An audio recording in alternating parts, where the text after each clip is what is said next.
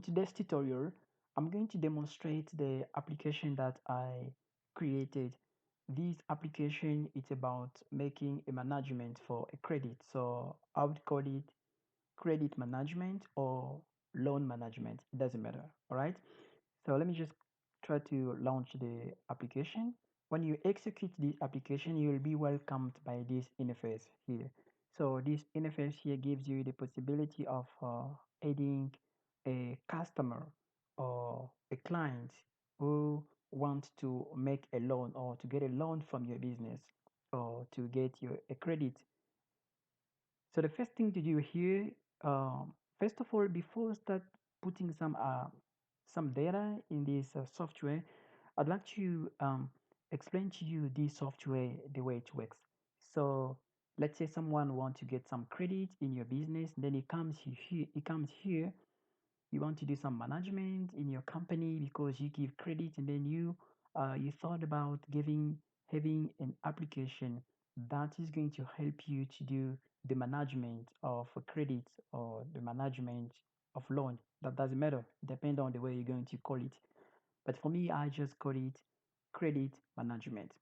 So when you are giving credit to people, you'd like to keep a record of the flow of money, the way money goes out and the way money comes in or the way money comes back when clients or those who got credit from your business start to pay money back.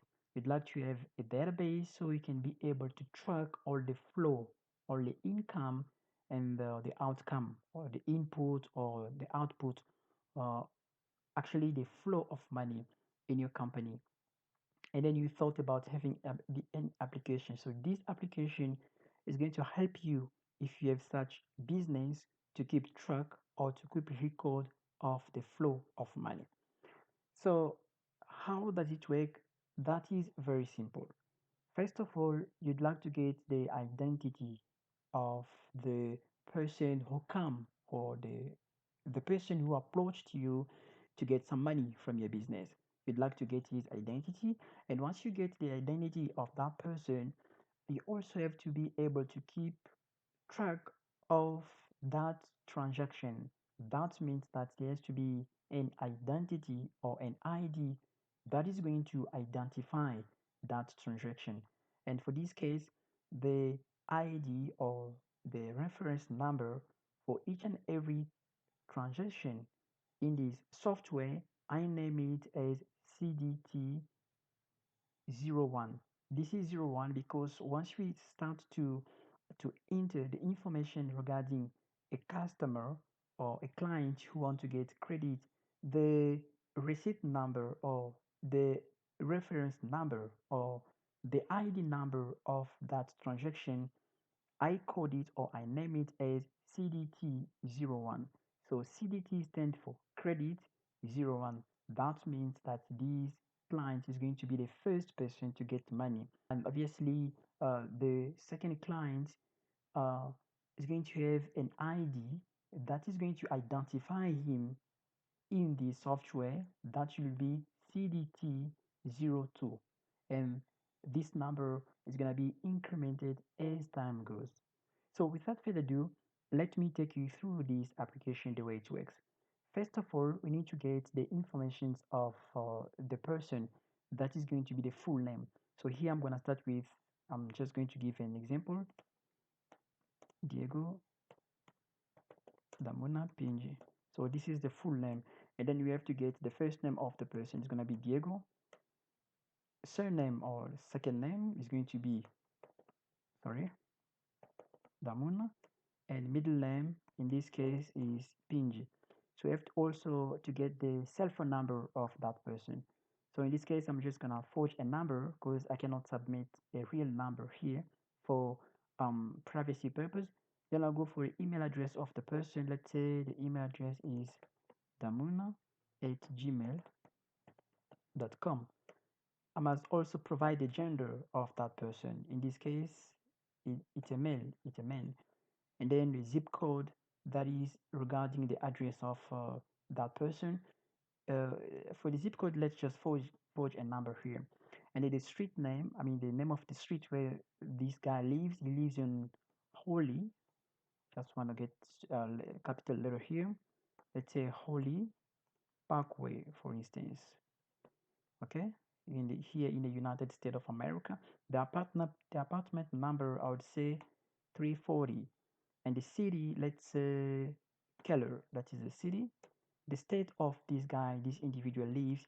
He lives in. You can, when it comes to the state, you can click on this combo box. He is going to drop down the list of all the states that exist in the United States of America. All right, so these are all the states that exist here in the United States of America. So this is just for demonstration purpose. I'm going to pick up one of these states here. Let me go to Florida. So we say that this guy stays in Florida, that is the state, and the date here it's automatic. Today we are, it's the 10th of December, 2022. This is today's date, so we don't have to write it. The system is going to automatically provide that real date in real time for you. All right. So then we come down here for the amount of money that this guy wants to get from our company. Let's say you want to get 1100 or 1200 US dollar. So he said that this money that he's going to get as credit, he want to pay it over 2 months. You want to pay it over 2 months. And then, so once you click the amount of credit that someone wants to get from you or from your company, and then he tells you the total amount of month that you want to be paying that money, and then the system is gonna do the rest. The system, it is going to do the rest. The only thing you need to do here is to provide the amount of debt or credit or loan, and then the amount of month over which that particular individual want to be paying that money. And once you provide these two elements, when it comes to the rest, you don't need to type anything. The system here, the way it has been built, it must be able to provide you only by a simple click everything you want to know about this transaction. So what I'm talking about, everything, I am talking about this. Let me click on compute. Once you click on compute, it's going to tell you that, all right, look, this guy, you want to give him 1,200 US dollar, who want to pay this money over 2 months. And because of the fact that he chose to be paying this money for 2 months, the system has been built in such a way that for someone who want to pay money over 2 months, the percentage of the total of the amount of money that you want to take as credit is going to be 0.07. I mean 0.07, which stands for 7%. Let's try to change the amount of month here. Let's say you wanted to pay over 3 months. And once you click, you change from 2 to 3, you come to compute, it's going to change here. As you can see, it changed from 7, it goes to 8. That means that the longer you are taking to pay money, the more that you'll be paying. Why I'm saying that, let's try to do it. Let's go back and try to do a demonstration. Let's get back to 2 months. If you say you're going to pay for 2 months, I'm going to go to 2 months here. So now look, this guy is gonna take as credit 1,200 US dollar, which is going to pay over 2 months, and then the percentage that is going to be uh, added on top of the money that is going to take as credit will be that of 7%. And the amount of 7%, I mean 7% of 1,200 US dollar, it is going to be 84 US dollar. So in a normal way, this guy, without having to charge him 7% for the fact that he took 1,200 US dollar and then he's going to pay over 2 months. If you take 1,000 US dollar and then we divide it by 2, normally this guy was supposed to be paying every month for 2 months the amount of 600 US dollar. Why? Because the credit that you took was 1,200 US dollar, and once you divide by two, you get 600. So we can see that all these calculations have been done automatically only by clicking on compute here. But here's the thing, because it's a credit, it's a loan, the company that is giving money to people has to run, has to keep on running. And the only way to keep on running is to kind of generate some benefit. And the benefit is here is in terms of percentage that they are charging or whoever who's coming to get money here. So for this guy, the percentage that is going to be paying will be 8% for the fact that you'll be paying for over 2 months. Okay. Now, 7% of 1,200 is 84 US dollar. So that means every month this guy will pay will pay 600 US dollar plus 84 US dollar. That means that it is, this guy is going to be paying the amount of 684 US dollar per month, and he's going to pay that money during 2 months. Meaning that if you take 684 times 2, it gives you a total of 1,368 US dollar. So this is the money that this guy would have paid after 2 months, meaning that the credit was or the loan was for 1,200 US dollar, but you will end up paying 1,368 US dollar. So this extra here, it is going to be for the benefit of the company that is giving money to people. So the beauty of the software is the fact that you just punch the some data here, the ID or the information regarding that client or that customer, and then you just provide the amount of money that you want to take as loan, and you also provide or you select the amount of month over which you want to pay this money. Once you click on compute, automatically within few seconds, the system is able to calculate and it's going to tell you all the details regarding how much this customer will be getting and how much he is going to be paying until then he finish all the debt. All right. Until then, he finished or the date that he took from the company. So in this case, since we now know the details or the ID of this individual, and we know the money that you'll be going to give him, and we know how he's gonna be paying this money, and we know our benefit. Now we can proceed on creating this application. That is adding these clients into the company, into the business. I'm just going to come to this button here. I'll click on add client. Add client stands for, as you can see, add one more add one more client into the database. And look at the beauty of this application. Automatically, this CDT, which stands for credit, remember it was 0, 1 because it was waiting for the first customer or for the first client to get credit. And once we give a credit to a client already, in a automatic way, it's gonna increment the number here. So as you can see, it changed from CDT 01 to CDT 02, meaning that now it's ready to attribute or to give this reference number to the second client. All right, that is going to be the second person. And obviously in real time, you can see in this data grid view, it shows the ID, it the reference number or the receipt number or the invoice number, which is gonna help us to track one particular transaction into in the database. And here you can see the ID of that transaction, obviously the full name of the guy that we gave money to, the first name, surname. Actually, this data grid view just shows the data that we created and we have inserted into the database. So let me go to um, um, SQL Server Management Studio because this is the database management system that I chose for this application. We're going to see if really we managed to create this loan into the database. I'll go to credit history.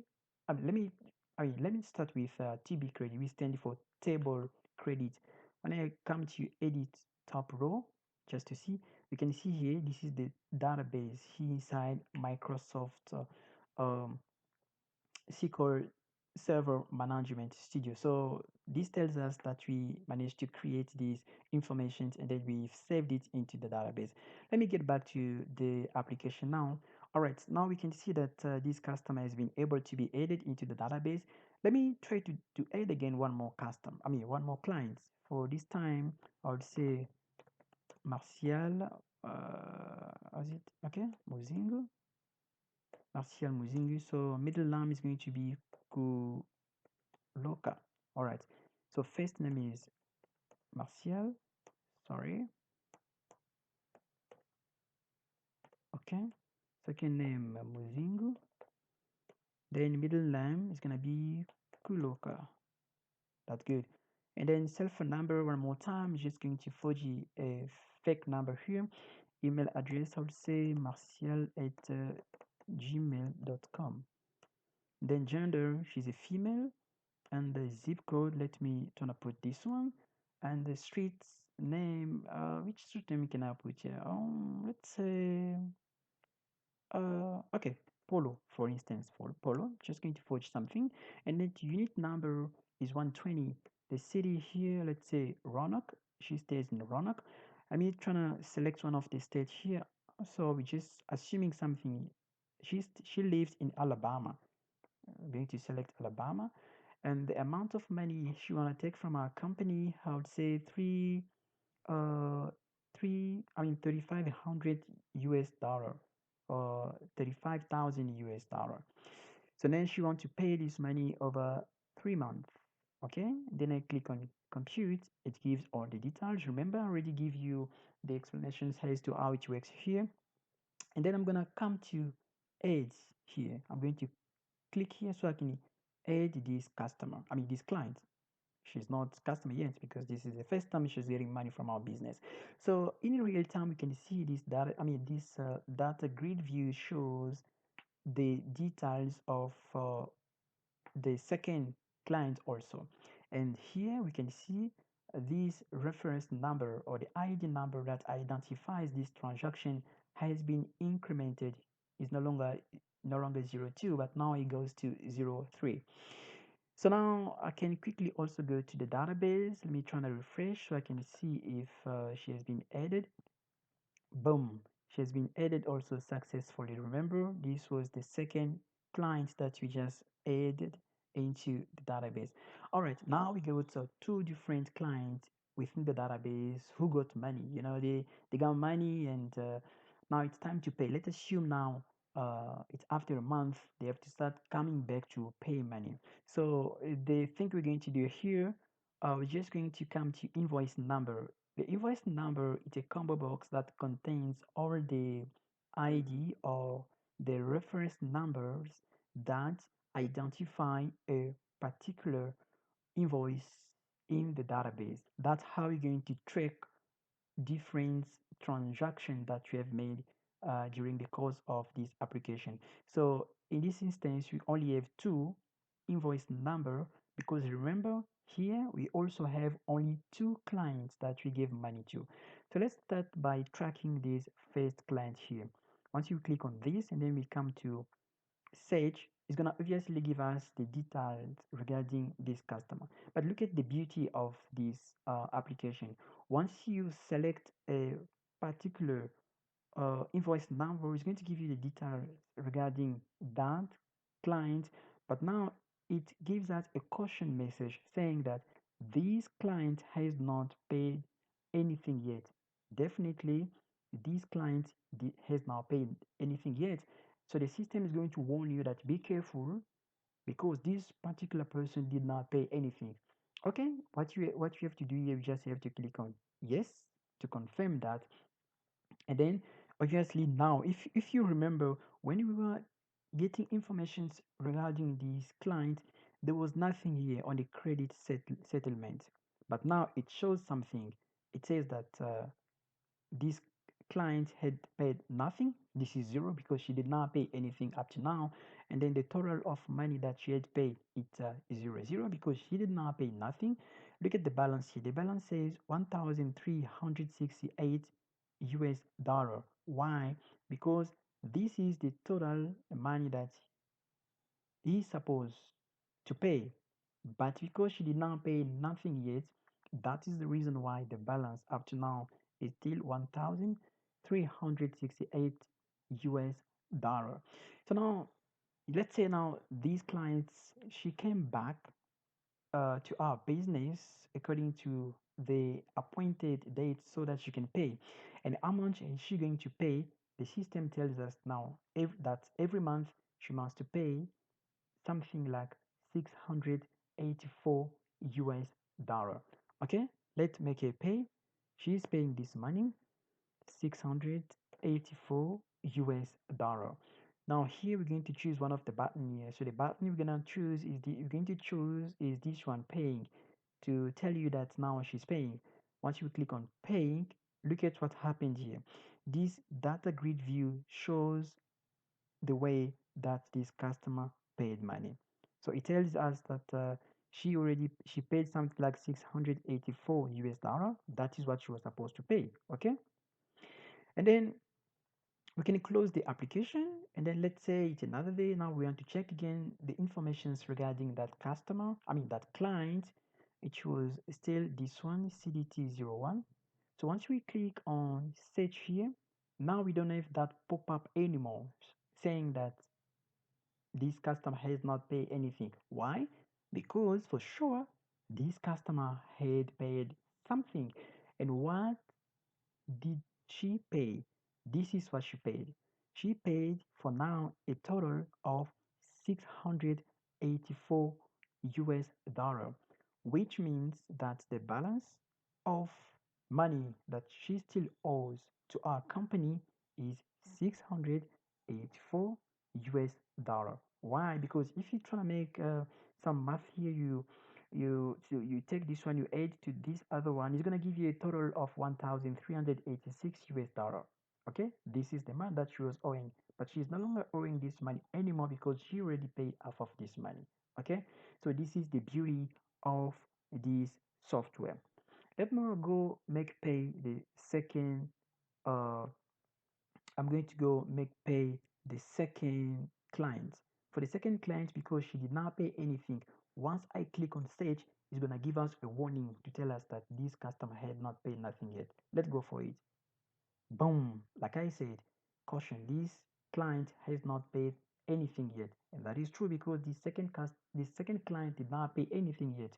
Okay, it's fine. Let's go proceed. Okay, so this one owes in total the amount of 43,400 US dollar 1 cent. But up to now she did not pay nothing. Let's say now she decided to pay. The software tells us that she's gonna be paying uh 14,466.67 dollar every month for 3 months, which is going to give us a total of 43,401 cents. Okay, let's say now she decided to pay instead of 14,000, but she said I'm gonna pay 15,000. So she decided to pay 15,000. And once we click on paying, look at what happened here. So in this data grid view, it shows two different datas, that of the first client who managed to pay something, and as well as for the second client who also paid 1,000, 1,500 US dollar. Okay, so let's now say that the first client decide to now finish money, because once we stage here, it says that she paid this and then she's left with this. And she said, okay, let me also pay the rest of money. So, I mean, here I'm referring to another date after the second month. She came to finish this money that she's owing to the company. Now she decided to pay. That is the rest of money. As you can see, balance here says that 684. Now she's paying 684 US dollar. And when we come to pay, you can see now it's added. If you look at here on this data grid view, it shows two different dollars for the same ID, for the same receipt number, showing that this person has paid this amount of money two times. Okay, now we're going to close this application. Let's try to launch again this application, and then we're going to search the informations regarding this client here, client CDT01. Because remember, this is how we're going to identify someone in this business, in this throughout the software. It's going to be through the receipt number or the reference number or the transaction ID. Okay. So once we click on search, we're going to be warned by, it's not a warning, but you're going to be welcomed by this message. This pop-up says credit paid. Why?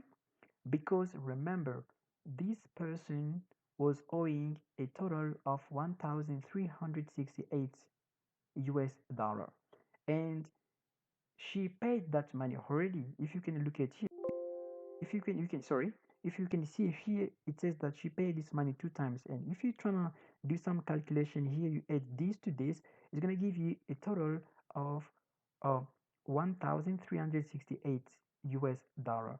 And then the software tells you that this is the total money that this customer is paid, and then the balance is 0 0. Okay, so that is the reason why this message tells you that credit paid.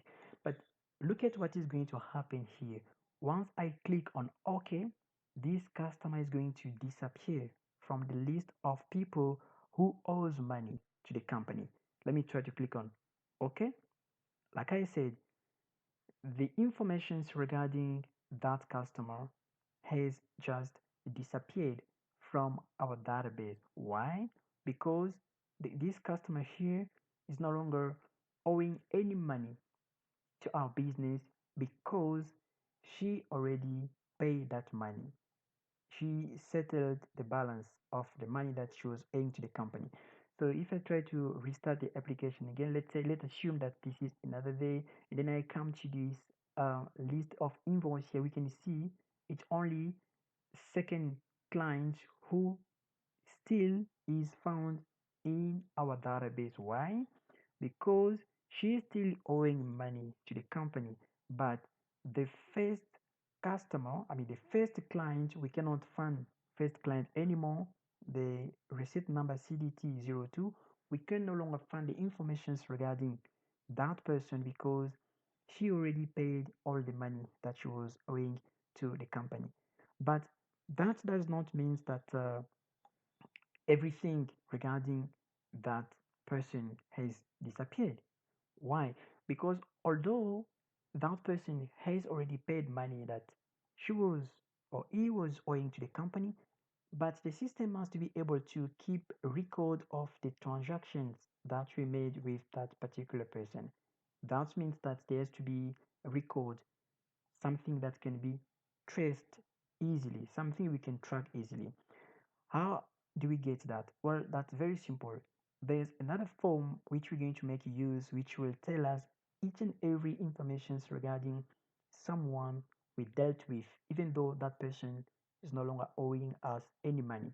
So let me go on grabbing that other form. I'm going to click on search history. Search history is another form which is gonna show every single transaction that we have been making during the life of this application. So once I click on it, it's gonna give us this other interface here. So this interface is called credit payment. As you can see, so far, like I showed you, there's two different clients to whom we gave money. So this customer here, although the system shows that he is no longer owing money to the business, but we can still see that at some point he got money from us, and then that money was paid. Okay, so for now we are just left with one customer who still owes money. That is the reason why we can see the details of that customer here. Okay, so now let's get back to the main screen. That is the screen that helps us to do the management of credit. So this customer here has to pay this money during 3 months. He already paid once. Now if she decided to pay one more time, this person paid 15,000, and then the balance that is left with is that of 28,400. Let's say instead of paying 1,400 that she was supposed to pay, but she decided to pay, let's say 10,000, or okay, 10,000 US dollar. We come to pay, and if we search here, we can see the money has been incremented one more time. So instead of this money is left with 18,401. So let's say that you want to pay 18,400 only. 18,400. Once we click on pay, and then we can see here it keeps on incrementing every time that he's paying. We are keeping record of this customer. So let's try to search again the information regarding this customer. The system tells us that now this person has left only with the balance of 1 cent. So let's make it pay 1 cent. It's gonna be, let's say this 0.1. That is the equivalence of 1 cent. And then as long as someone owes money, we are still able to find him or that person here on this data grid view. So that shows that he owes money because his information, we can still find it here on this interface. So once you click on pay for this client, and then we're gonna go to search, here we go, the system say credit paid, because this customer just paid everything he was owing to the company. You can see here, let me try to move away this little pop-up message. So this is the money that she was owing, and she paid that money. Then the balance is left zero because she paid everything. And OK, once I click on OK, it's going to uh, delete the information of this customer from this interface. As you can see here, data grid view is left empty because all the clients have paid money that they were owing to our business. But when we go to search history, the history tells us that these guys were owing money at some point to the company, even though they are no longer exist in the list of people who owe money to the company. They paid, but you can still keep a record of these guys. So guys, this is how this application work. Uh, you can, if you want to create this kind of application, you can just play around, do whatever you want, because there's a lot of things that come into consideration, or that come into the game for this application to work the way it's working. So if you like this video, if you like this application, please, I'm going to ask you one thing: to subscribe to my YouTube channel, because next time I'm going to release the second part of this video showing how I managed to implement this software. So I'm gonna make another video explaining step by step how I've created and implemented this software. But for you to be able to get it is only by you subscribing and by turning on your notification bell, so that next time once I publish again the second part of this video explaining every step the way I implemented this application, that is going to be beneficial. So please do subscribe so that you can be alerted next time once I publish the second part of this video. In the meantime guys, keep well. See you in the next video. Bye.